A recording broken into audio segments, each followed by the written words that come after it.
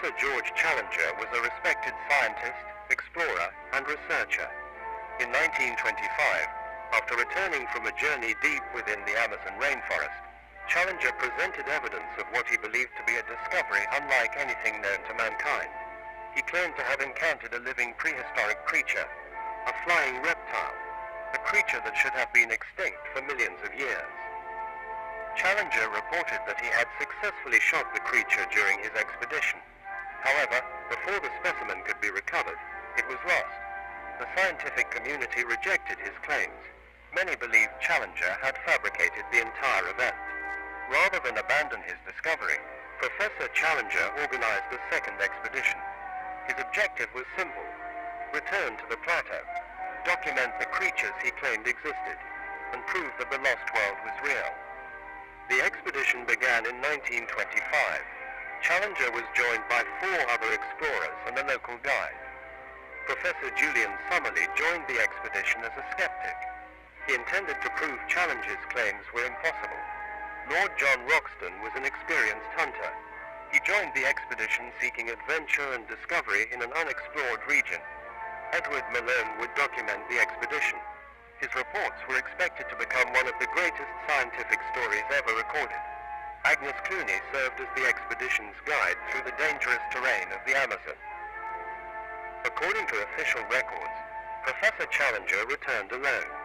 The other members of the expedition were declared missing. No bodies were recovered. When Challenger returned, he attempted to explain what happened. He spoke of prehistoric animals, unknown civilizations, and creatures that had never been recorded by science. The public and scientific community refused to believe him. Challenger was accused of causing the deaths of his companions. His claims were labeled impossible. His reputation was destroyed. Professor George Challenger was eventually committed to an asylum. He would spend the remainder of his life there.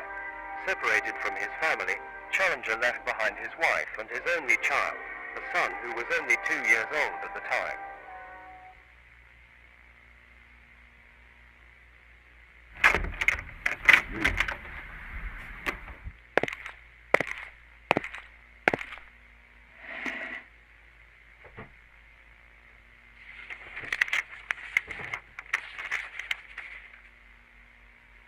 State your name for the record, please.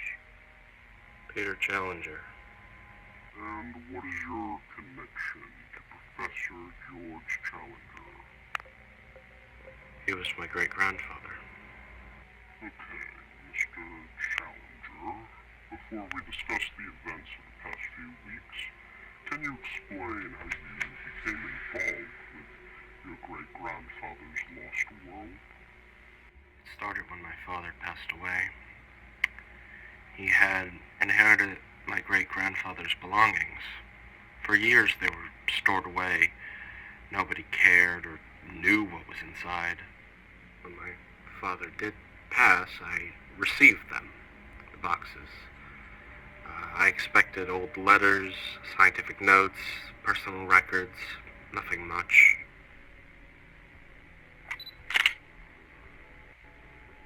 But in the box, there were hundreds of pages. There were a lot of old drawings of prehistoric animals. At first, I didn't think much of it. Like me, my great-grandfather had studied paleontology, so I thought maybe he was just making reconstructions of animals he was studying the fossils of. I would look to see what else was in the box.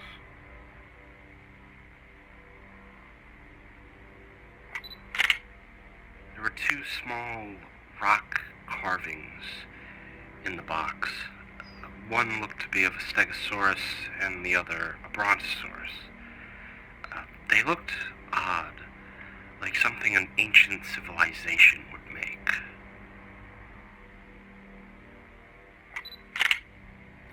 Along with that, I found a claw, a real animal claw.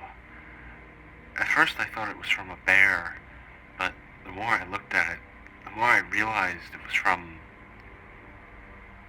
a dinosaur. An Allosaurus, more specifically. creature from the late Jurassic period, but it wasn't a fossil or a replica. It looked like the claw of an animal that had died a few decades ago, rather than a few million years. And then there were the cameras. Old equipment. It looked to be from the 1920s. With the drawings and artifacts, it made me curious to see what was on them. But the cameras were heavily damaged. I contacted my friend. Her name was Sarah. She worked with damaged photographs and old recording equipment. She came from a family that worked with cameras constantly. Her mom even was a war photographer during Vietnam. Most of the footage on the cameras was completely destroyed. Years of damage and moisture made it so barely anything survived. But some did.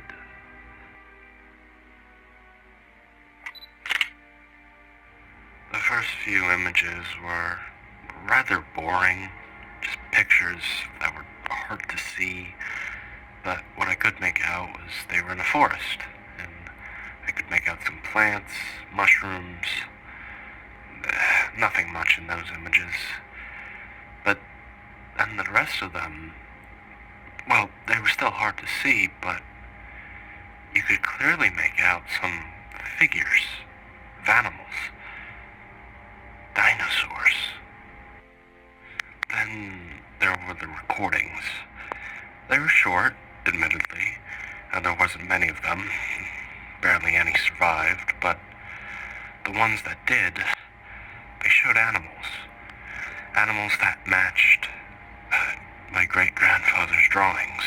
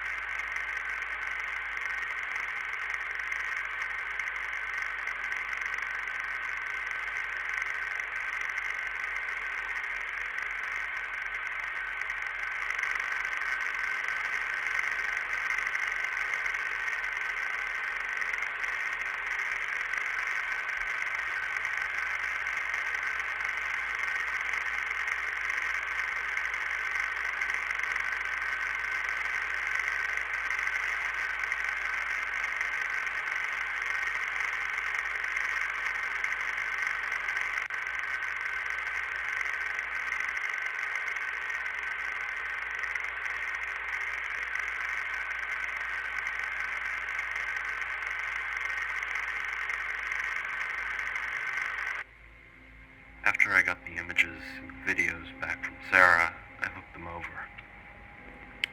I was a little unsure, but I thought they were real. You just can't fake that kind of imagery in the 1920s. I then went to my friend Ian's house to show him everything. Ian was a wealthy man. He was adventurous, a big game hunter, and he had been to South America before, which was where my great-grandfather went.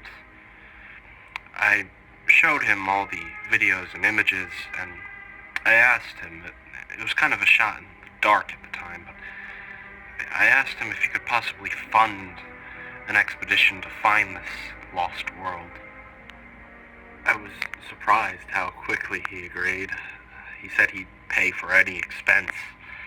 He summed it all up as any excuse to have an adventure with his friends. We would invite Sarah along too, since she helped with the recovery of the photos. Sarah wanted to go along, actually. She believed the photos, too, and said she wanted to document something no person had ever seen before. If this was real, she believed that this could become the greatest discovery in history. And why did you want to go? For years, my family carried the reputation of a man who was considered insane, a man who was blamed for the death of his companions. I wanted to prove he was telling the truth. I wanted to restore his name. Interesting. Alright, continue. Finding a guide wasn't too difficult. The area described in my great-grandfather's journals and maps, it was in a very dense region of forest and far away from any civilization. But Ian knew someone who might help, an old friend of his named Paula. He told her about where we wanted to go over the phone, and she was hesitant at first, but with a little convincing from Ian's checkbook, we had ourselves a guide. We found a window in time in April where all of us were free from work and we could go. We decided to make this a 2-week trip, and Ian kindly booked the plane tickets.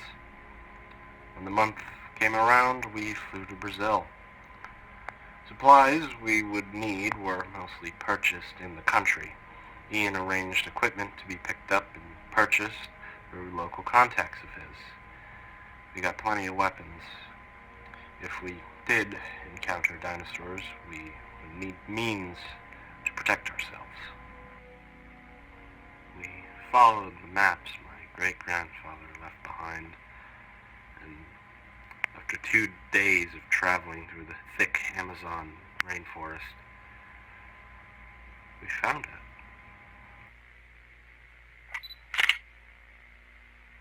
The plateau that was in my grandfather's notes was definitely real, standing right in front of us. And below the plateau, there was an abandoned camp. It looked like it was decades old. There were 2 tents, some boxes, cans, tools, and a makeshift campfire. Probably from my great-grandfather all those years ago. Seeing this, we had to be on the right track. My great-grandfather's notes said the only way to get onto the plateau was through a narrow cave system. There are a bunch of cave entrances, though. We ended up picking one that, according to the maps, would lead us to the top. As we went through the cave, I noticed the walls were covered in drawings. These drawings, they had to have been here long before us, and long before my great-grandfather even came here. The drawings showed people, either fighting or seemingly standing with dinosaurs. I believe the ones on the cave walls were an Allosaurus and an iguanodon. As we continued into the cave, we discovered something. Small creatures lived within the tunnels. I saw what they were, and I was amazed. Dictodon, small synapsids from the Permian era, just here in this cave. We knew now it was all real. We did believe the images and videos, the drawings too. We believed all of it, but any doubt was just gone now. There, right in front of us, there were real prehistoric animals. After admiring the little prehistoric creatures, we headed towards what we thought was the exit of the cave. We could see a little bit away from us there was sunlight seeping through. As we walked, We heard sounds from above the cave. Footsteps. Large, heavy footsteps from some giant animal. We could hear them through the layers of rock. They started getting closer, and the cave started to shake with each step. The footsteps sounded like they were right above us, and then I heard this terrible sound, a roar of an animal. It sounded like a lion mixed with a crocodile. And then with another heavy footstep, the cave started to collapse. We all ran quickly to where the sunlight was before we got crushed by rocks. Thankfully, all of us made it in one piece. When we got out of the cave, we found ourselves at the top of the plateau. It was teeming with all kinds of plants. Trees, ferns, flowers. It was more lush than the tropical rainforest of the Amazon below. The air was humid, but somehow not nasty. It was cool. But despite the beauty, we needed to find a way out. I unfortunately lost the map during the collapse. I dropped it, and it was crushed under tons of rock. So we had to search for another way to get off the plateau. As we looked in the valley, we saw something beautiful. A brontosaurus. The Diablos, they were miracles in themselves to have survived for millions of years, but they weren't nearly as impressive as this. We all watched the sauropod. It was beautiful. We kept our distance, of course. We didn't want to provoke the animal. If it was anything like an elephant or a rhino, it probably would have crushed us in an instant. Eventually, it lumbered away, and we decided to continue our search to find an exit. Later that day, we were on the edge of the plateau, looking for a way down, and I saw mounds of dirt, and I later realized they were nests. I went to go investigate, but the rest of the group stayed behind. I grabbed one of the eggs from the nest. It was small, but very heavy. It felt like a rock. The shell was very thick and strong, unlike the egg of a chicken or any other bird. I decided to keep the egg. Taking the egg was a mistake, though.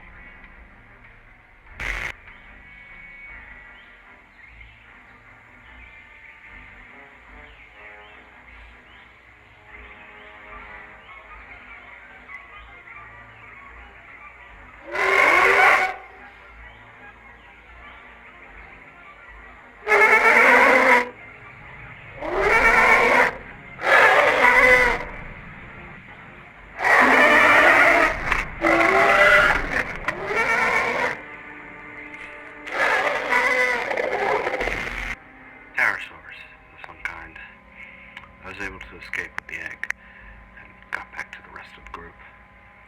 I showed them the egg. They wanted me to put it back, but I refused, saying this egg could make us all famous. With some convincing, we continued our search for an exit instead of worrying about the egg. It was in the afternoon when I spotted another dinosaur. I went to go look at it and record it. I went a little bit away from the group.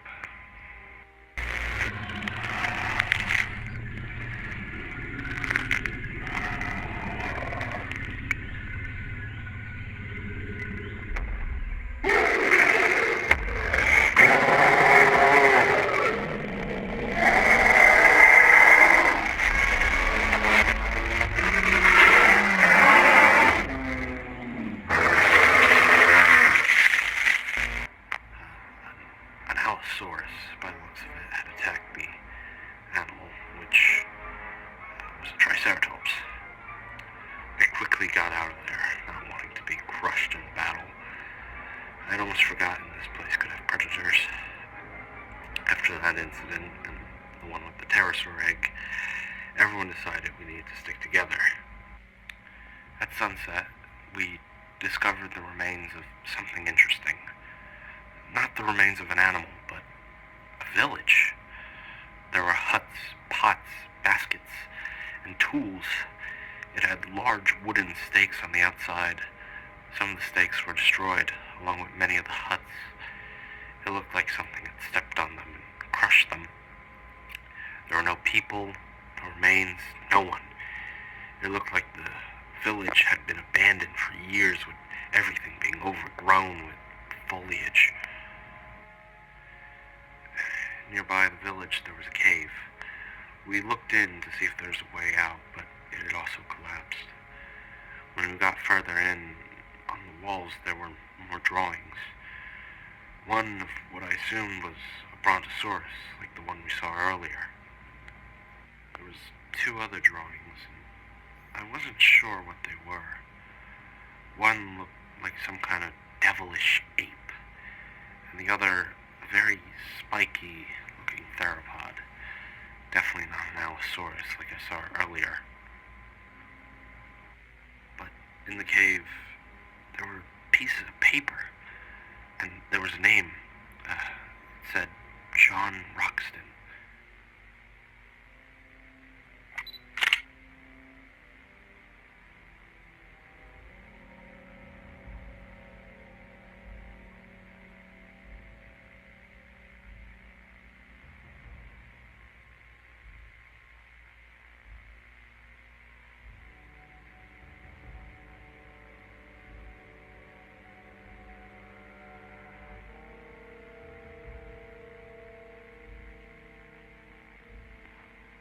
After I read his notes, I believed he might have been describing an unknown species of Allosaurus, or possible Tyrannosaurid that lived on the Plateau that me and my group hadn't encountered yet. As it was getting dark, we decided to sleep the night in the camp, thinking we would be protected by spiky walls and huts. That night, though, they came. Horrible things they were. They almost looked human, but covered in fur in their faces. Their eyes glowed in the dark, and their mouths had an evil, demonic smile. They looked possessed, like the devil himself tried to create his own version of man.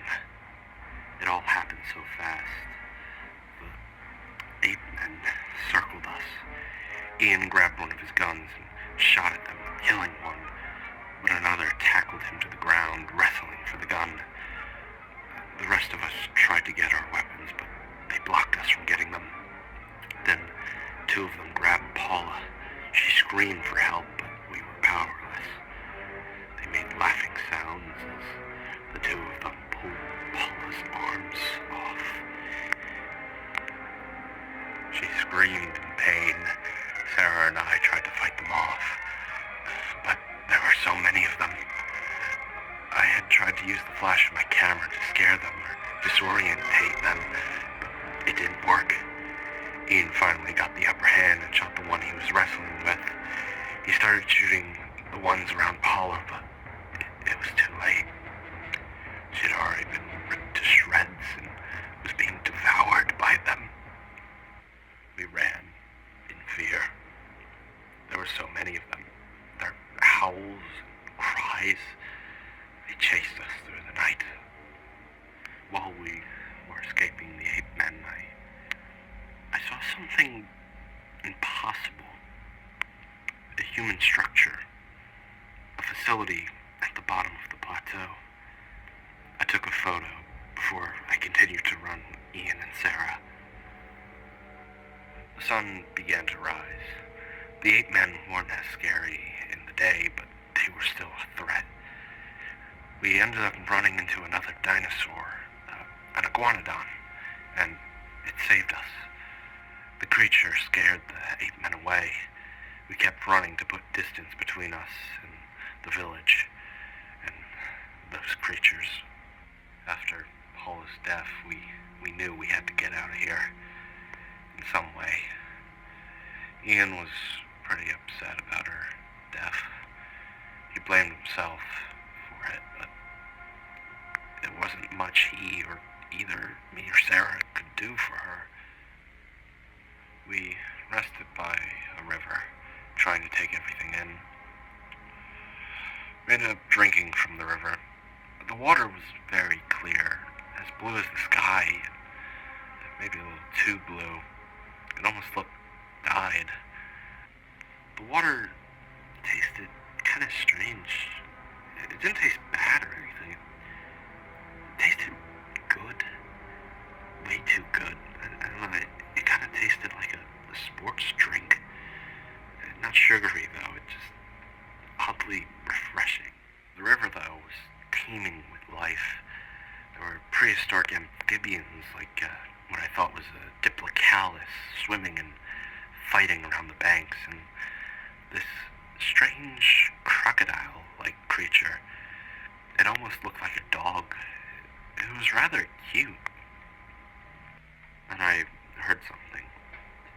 It sounded quite large, and I went to go check it out.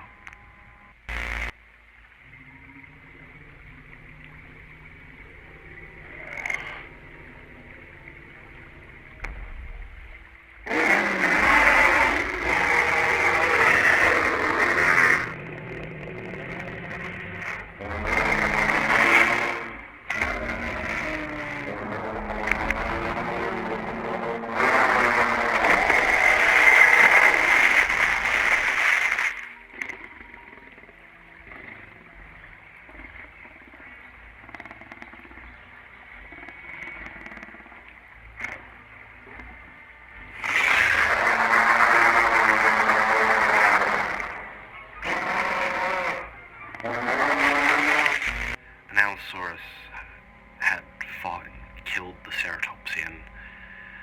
I don't know what kind it was. It wasn't a Triceratops. It was something else.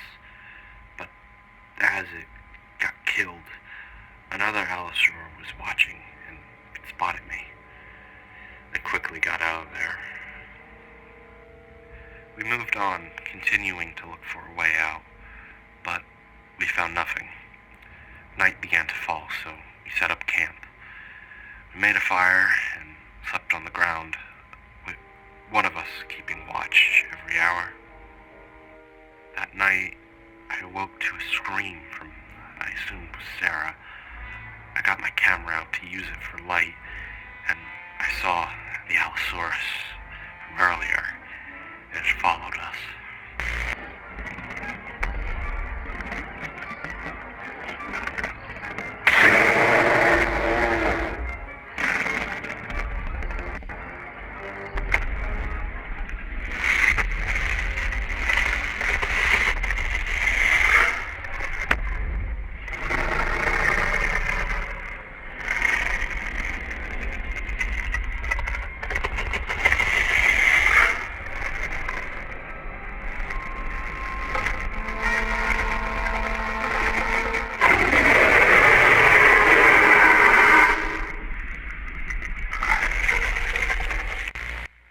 Ian shot the Allosaurus' eye out, something larger appeared. This monster.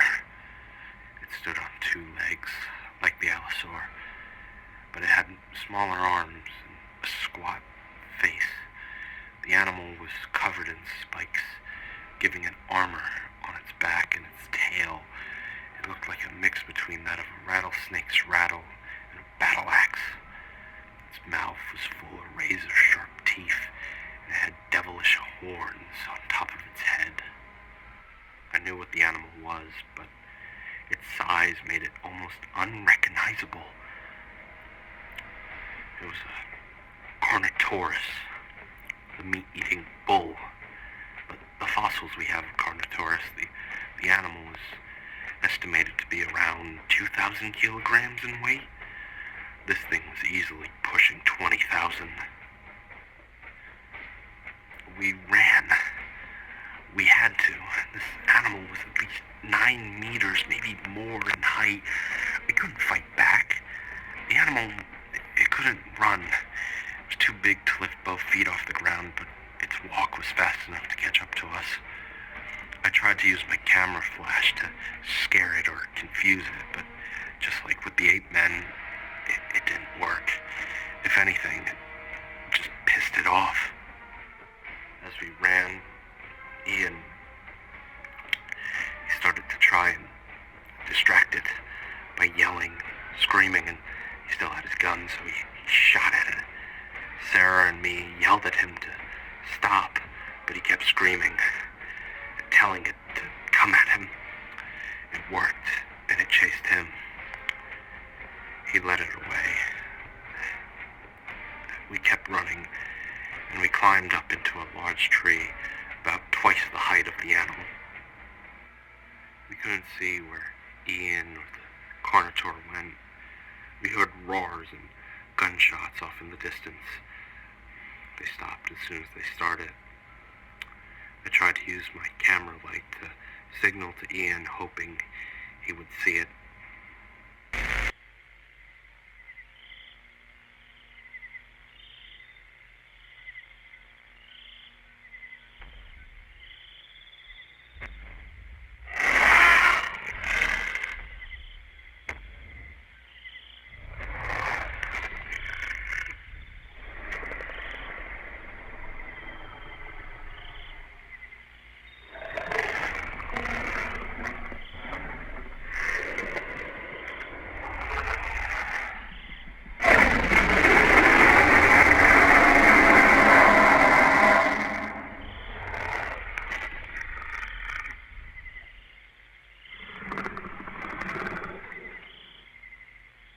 Turned my light off.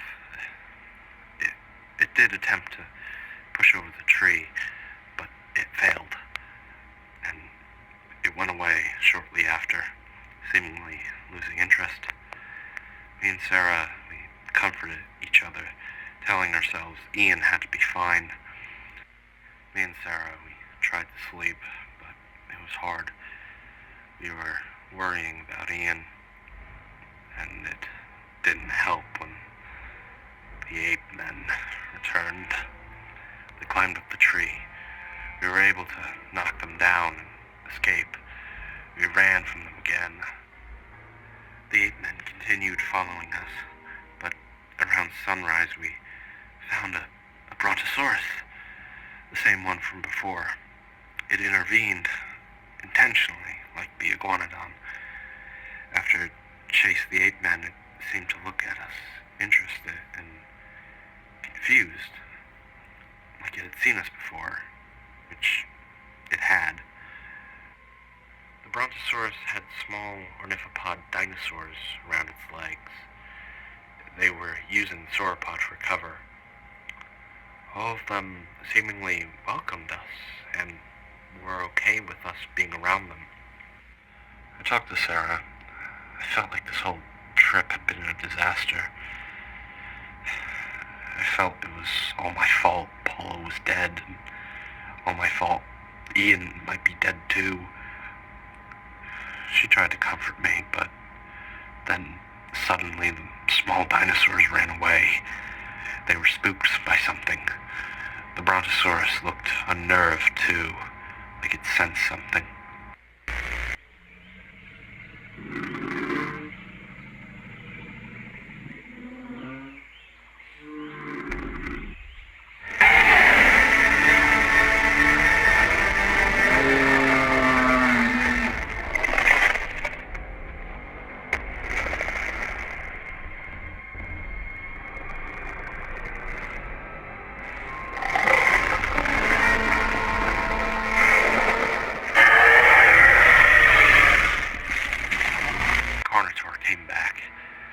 Standing near the edge of the plateau, and the brontosaurus, scared from the beast, it fell off.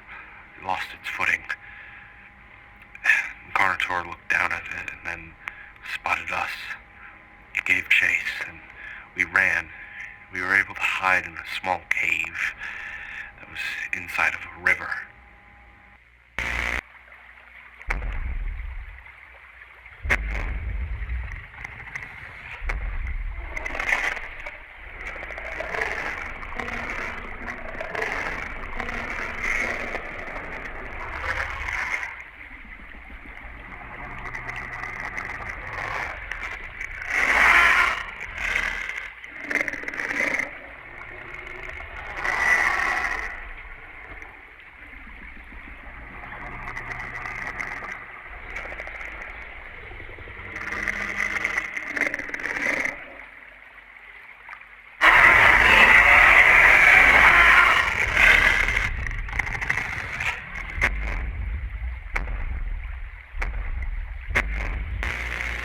couldn't find us.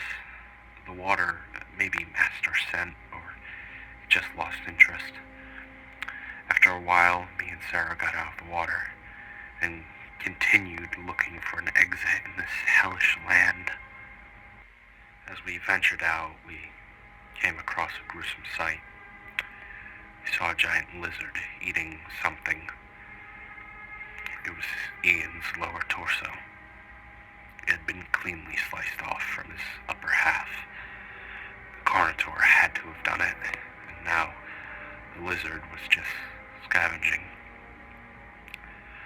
Sarah began to cry, and I comforted her. Ian's death didn't give us much hope, but from far away I spotted what I believe might have been a cave entrance. I told Sarah, and we hurried through the jungle to it. It was quite far away, though, and by the time we got there, it was so dark I had to use my camera for light.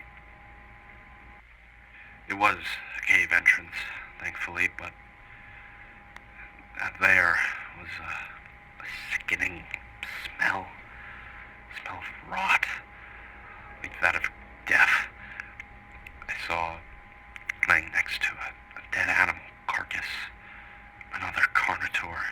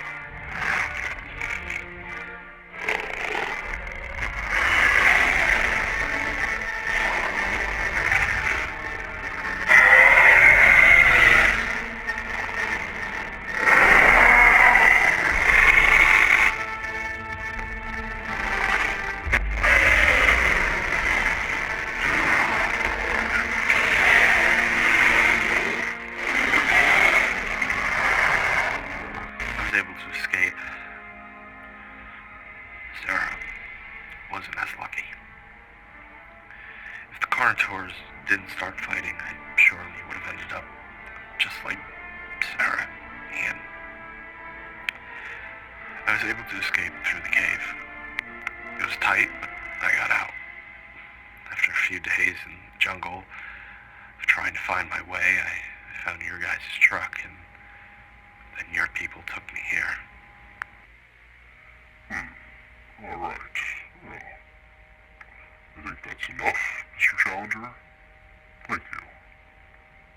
Hey, when will I get out of here? Not just yet. We may need to ask you a few more questions and run some tests to make sure you don't have some infection or disease from the plateau. Then we will discuss you getting back home. Thank you again for your time. Now ending the recording session.